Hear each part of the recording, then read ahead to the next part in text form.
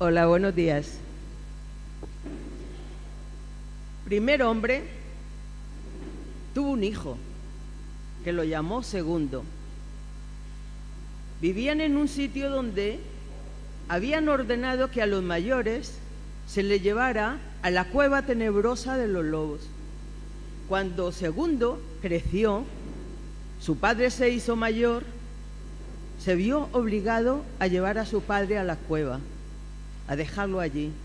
Lo metió en un saco y por la noche se lo llevó a la cueva.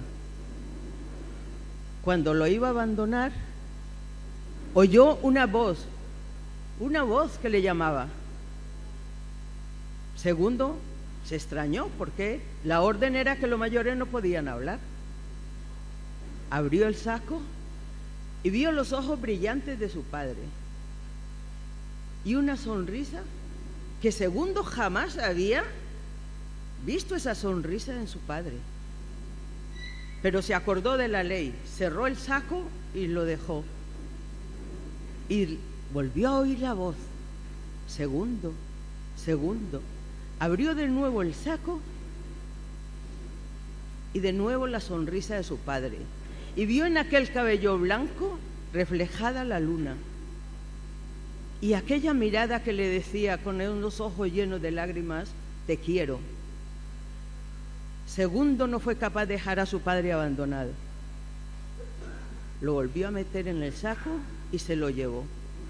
Y cerca de la casa había un árbol frondoso, y arriba del árbol le fabricó una pequeña choza y escondió allí a su padre, con la intención de que por la noche, cuando ya toda la gente durmiera, lo llevaría a su casa. Pero no tuvo oportunidad, y al día siguiente la gente se reunía alrededor del árbol a la sombra a hablar, a contarse historias, y de pronto empezaron a oír una voz que empezaba a contar cuentos. Extrañados miraban a todos los lados y no veían nada, pero allí era un lugar de cita de todos los días para escuchar historias, historias y más historias. Segundo vio la oportunidad de que alguien le llevara alimentos a su padre, y él no podía desvelar el secreto, él no podía decir que estaba allí. Y le dijo a la gente: ya que venimos a escuchar historias, regalémosle al árbol con un poco de alimentos, de comida, alguien los cogerá. Y así su padre se fue alimentando día tras día.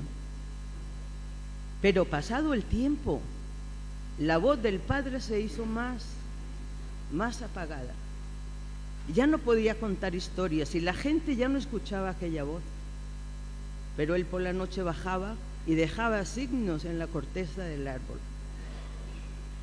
Segundo ya no pudo más y lo contó. El que contaba las historias y los cuentos es mi padre. No fui capaz de abandonarlo en la cueva de los lobos, y se lo llevó a casa, con el riesgo de que los mataran a los dos. Pero la gente se unió. La gente se dio cuenta que las personas mayores transmitían historias, sabiduría, cariño. Y el gobernador de aquel lugar abolió la ley. Desde aquel día se cuidan a los ancianos allí en sus casas, se les escucha, se les atiende.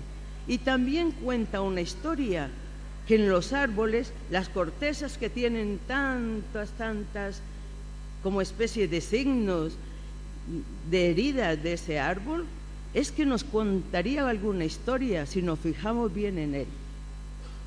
Y en el África dicen que cuando muere un mayor es como si se quemara una biblioteca.